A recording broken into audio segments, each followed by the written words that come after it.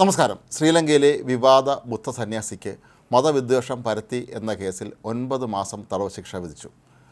നേരത്തെയും പലതവണ ശിക്ഷയ്ക്ക് വിധേയനായ വ്യക്തിയാണ് ഈ ബുദ്ധമത സന്യാസി. ഇപ്പോൾ ഇസ്ലാം മതത്തിനെതിരായ പ്രസംഗം നടത്തി എന്നും മതവിദ്വേഷം പരത്തുന്ന രീതിയിൽ പല കാര്യങ്ങളും പ്രസംഗിച്ചു എന്നും ആരോപിച്ചാണ് കോടതി ഇയാൾക്ക് ശിക്ഷ വിധിച്ചിരിക്കുന്നത്. ലഗോദാത്തെ ജ്ഞാനസാര എന്നാണ് ഈ ബുദ്ധമത സന്യാസിയുടെ പേര്. നേരത്തെയും പലതവണ ഈ ഇത്തരത്തിലുള്ള വിവാദ പരാമർശങ്ങൾ നടത്തിയതിൻ്റെ പേരിൽ ഈ സന്യാസിയുടെ പേരിൽ പോലീസ് കേസെടുത്തിരുന്നു. നേരത്തെ ഇയാളുടെ പേരിൽ മതവിദ്വേഷം പരത്തുന്ന പ്രസംഗങ്ങൾ നടത്തിയെന്ന പേരിൽ കേസുകളുണ്ടായിരുന്നു. എന്നാൽ ശ്രീലങ്കയിൽ പൊതുവെ ബുദ്ധമത സന്യാസിമാരെ ശിക്ഷിക്കാറില്ല എന്നുള്ളത് കൊണ്ടാണ് പലപ്പോഴും ജ്ഞാനസാര രക്ഷപ്പെട്ടിട്ടുള്ളത്. മാത്രവുമല്ല, നേരത്തെ ശ്രീലങ്കൻ പ്രസിഡൻ്റായിരുന്ന രജപക്സെയുമായി വളരെ അടുത്ത ബന്ധമാണ് ഇയാൾ പുലർത്തിയിരുന്നത്.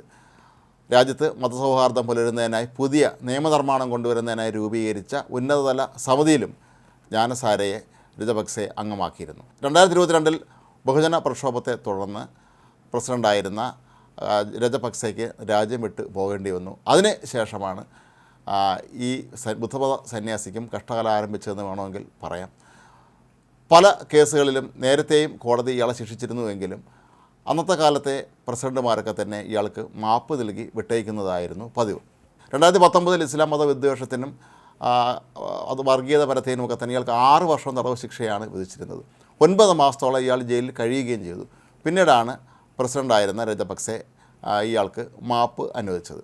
കൂടാതെ 2018 സമാനമായ രീതിയിലുള്ള കേസുകൾ ജ്ഞാനസാരയുടെ പേരിലുണ്ടായിരുന്നു.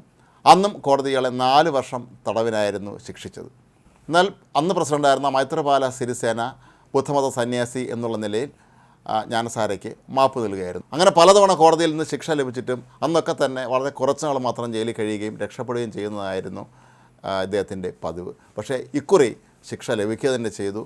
മാത്രവുമല്ല, ഈ ശിക്ഷയ്ക്കെതിരെ അപ്പീൽ പോകാൻ ജ്ഞാനസാര തീരുമാനിച്ചിട്ടുണ്ട്.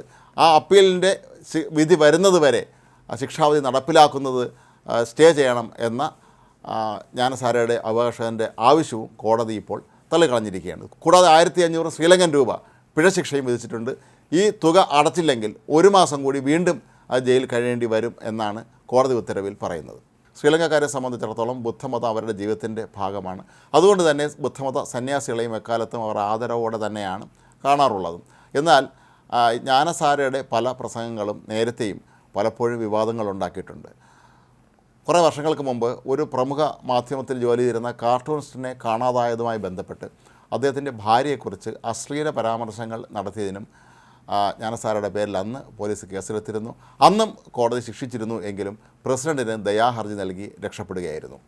ബുദ്ധമത സന്യാസിമാർക്ക് ശ്രീലങ്കൻ സമൂഹത്തിലും ഭരണത്തിലുമൊക്കെയുള്ള അസാമാന്യമായ സ്വാധീനം തന്നെയാണ് ജ്ഞാനസാരയ്ക്ക് പലപ്പോഴും രക്ഷയായിട്ടുള്ളത്. എന്നാൽ ഇക്കുറി അത് നടന്നില്ല എന്ന് മാത്രമല്ല, കോടതി വളരെ കർശനമായ നിലപാടാണ് സ്വീകരിച്ചിരിക്കുന്നത്. കാരണം ഇത് പല പ്രാവശ്യം ജ്ഞാനസാരയെ ഇതേ കുറ്റത്തിന് നേരത്തെ കോടതി ശിക്ഷിക്കുകയും പ്രസിഡന്റ് മാപ്പ് നൽകി രക്ഷപ്പെടുകയൊക്കെ ചെയ്തത് സാഹചര്യം കൂടി ചൂണ്ടിക്കാട്ടിയാണ് ഇപ്പോൾ ശിക്ഷ വിധിച്ചിരിക്കുന്നത്.